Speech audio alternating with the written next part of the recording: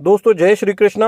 आज हम अभी जिस मंदिर में स्थित हैं वो गुजरात के डाकोर के स्थित श्री रणछोड़राय मंदिर है।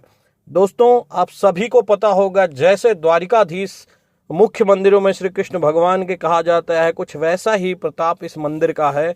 आज समय समय पे बहुत सारे लोग यहाँ पे आते रहते हैं और यहाँ की भक्ति भाव करने के बाद इंसान की हर एक मनोकामनाएं पूर्ण होती हैं। ऐसा माना जाता है इस मंदिर में आकर के अगर आप कोई भी मुरादें मांगते हैं तो वो सभी मुरादें पूर्ण होती है।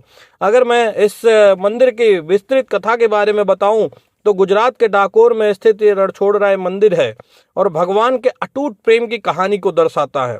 अब भगवान के अटूट प्रेम की अगर हम बात करें तो वो कौन सा अटूट प्रेम था, क्या था, इसके बारे में आपको विस्तार से बताते हैं। उससे पहले मैं चाहूंगा जितने भी भक्त इस वीडियो को देख रहे होंगे उस चैनल को लाइक करिए, चैनल सब्सक्राइब करिए, वीडियो को लाइक करिए और शेयर करिए। तो बताना चाहूंगा आपको कि भक्त बोदाना जो द्वारिका से कृष्ण की मूर्ति चुरा करके लाए थे, क्योंकि भगवान उसकी भक्ति से प्रसन्न होकर उसके साथ डाकोर आ गए थे। अब भक्त बोदाना कौन था? ऐसा बोला जाता है कि वो चुरा के लाए थे, लेकिन इसकी रियल बात ये है कि वो चुरा करके नहीं लाए थे। भक्त बोदाना एक ऐसे भक्त थे जो हमेशा डाकोर से द्वारिका जाते थे। होता क्या था कि वो रेगुलर जब जाने लगे तो देखते देखते एक समय के बाद वो उनकी वृद्धावस्था आ गई। वृद्धावस्था को ध्यान में रखते हुए श्री कृष्ण भगवान ने ही उन्हें बोला कि यार आप रोज रोज आ रहे हो, इसके लिए हम क्या कर सकते हैं। भक्त बोदाना ने कहा, प्रभु हम चाहते हैं कि आप हमारे साथ चलो तो निश्चित तौर पे हमारे लिए काफ़ी अच्छा हो जाए। उनकी भक्ति से प्रसन्न होकर भगवान ने बोला, चल तो सकता हूँ लेकिन कुछ शर्तें रखूंगा, क्योंकि भक्त और भगवान का प्रेम वो भगवान ही समझ सकते हैं। जब शर्तों की बात की तो भगवान ने क्या बोला कि बोदाना जी, मैं आपको यहाँ पे अगर मैं जाऊंगा तो यहाँ पे पुजारियों को कुछ ना कुछ आपको दान करना पड़ेगा।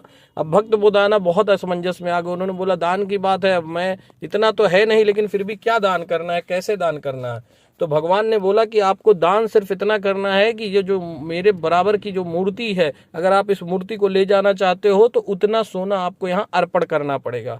फिर देखिए प्रभु की लीला कि प्रभु ने क्या किया। वापस प्रभु ने क्या किया कि अपनी जो मूर्ति थी उसके बराबर जब तौलने की बात आई तो सिर्फ और सिर्फ उन्होंने अपने आप को एक छोटा सा तिनका सा बना लिया और उस तिनके सा बना करके उन्होंने अपने आप को रख दिया, यानी कि एक सुई की नोक के बराबर की सोना दे करके उनका काम हो गया।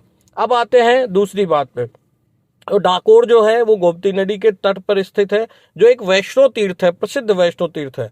अगर बताएं तो प्राचीन काल में विजयानंद, इनका जो नाम था बोदाना जी का, वो विजयानंद था। यह परम कृष्ण भक्त रहते थे। वह डाकोर से द्वारका पैदल चलकर भगवान के दर्शन के लिए जाते थे। बुढ़ापे के कारण जब वह चल नहीं सके तो भगवान कृष्ण ने उन्हें सपने में आकर कहा कि तुम द्वारका आने के बजाय द्वारका से मेरी मूर्ति लाकर डाकोर में स्थापित कर दो। बोदाना द्वारका के मंदिर से भगवान कृष्ण की मूर्ति चुराकर एक बैलगाड़ी में अपने गांव डाकोर लेके आए। भगवान के डाकोर आने के बाद वे रणछोड़राय के नाम से प्रसिद्ध हुए। रणछोड़ अर्थात युद्ध के मैदान से जाने वाले। अब इसकी भी कहानी ऐसी है कि भगवान इसलिए रणछोड़ कहा जाता है क्योंकि उस समय द्वारिका में वो पूरी सत्ता संभालते थे और सत्ता छोड़ करके, यानी बीच में सब छोड़ करके वो चले आए, इसलिए लोग रणछोड़ इन्हें बोलते हैं। गोमती नदी का चमत्कार क्या हुआ। जब द्वारका के पुजारी मूर्ति खोजने डाकोर पहुंचे तो बोदाना के साथ संघर्ष में बोदाना की मृत्यु हो गई, लेकिन भगवान ने स्वयं डाकोर में रुकना स्वीकार किया और गोमती नदी के पास अपनी मूर्ति को वहां स्थापित किया। अब अभी की अगर हम बात करें तो यह मंदिर 1772 ईस्वी में बना, जो 7 मंजिला है। जैसा कि आप सभी देख ही रहे हैं, मुख्य मूर्ति के हाथ में गदा, शंख और कमल है, जिसे रत्न जड़ित स्वर्ण कवच से सजाया जाता है। डाकोर में शरद पूर्णिमा का विशेष महत्व है। पौराणिक कथा के अनुसार मीराबाई भी इसी मंदिर में भगवान में विलीन हुई थी। डाकोर को डाकोर के ठाकुर के नाम से भी जाना जाता है और यहाँ भक्तों की भारी भीड़ लगती है। तो दोस्तों अगर आपको भी कभी समय मिले तो आनंद के बगल में, नडियाद के ही भी बगल में, आप आनंद से भी आ सकते हो, आप नडियाद के भी रास्ते से आ सकते हो, डायरेक्ट रास्ता है। फिलहाल मैं लूनावाड़ा से आया, कल रात में मैं यहाँ रुका भी। यहाँ के अगल बगल की आबो हवा भी काफ़ी अच्छी है। जैसा कि तुलादान की बात है तो यहाँ पे तुलादान भी होता है। आप अपने आप को अपने वजन के बराबर मिश्री यानी कि चीनी या फिर गुड़ या फिर धान, गेहूं, किसी भी माध्यम से आप दान कर सकते हैं। वो दान सीधा यहाँ की गौशालाओं में जाता है। अगर आपको राजभोग की सुविधा करानी है तो यानी 85 लोगों का भोजन देना है तो वो भी व्यवस्थाएं यहाँ पे उपलब्ध रहती है। ऐसे बहुत सारी चीज़ें हैं जो यहाँ पे है। तो अगर आपको भी कमी समय मिले, कल मैं रात में रुका था, यहाँ का खान पान, लोगों का व्यवहार, काफ़ी कुछ अच्छा लगा। तो आपको भी समय मिले तो जरूर आइए। जय श्री कृष्णा। अगले किसी वीडियो में आपको मिलूंगा और किसी अन्य बातों पे आपके साथ विचार करूंगा। तब तक के लिए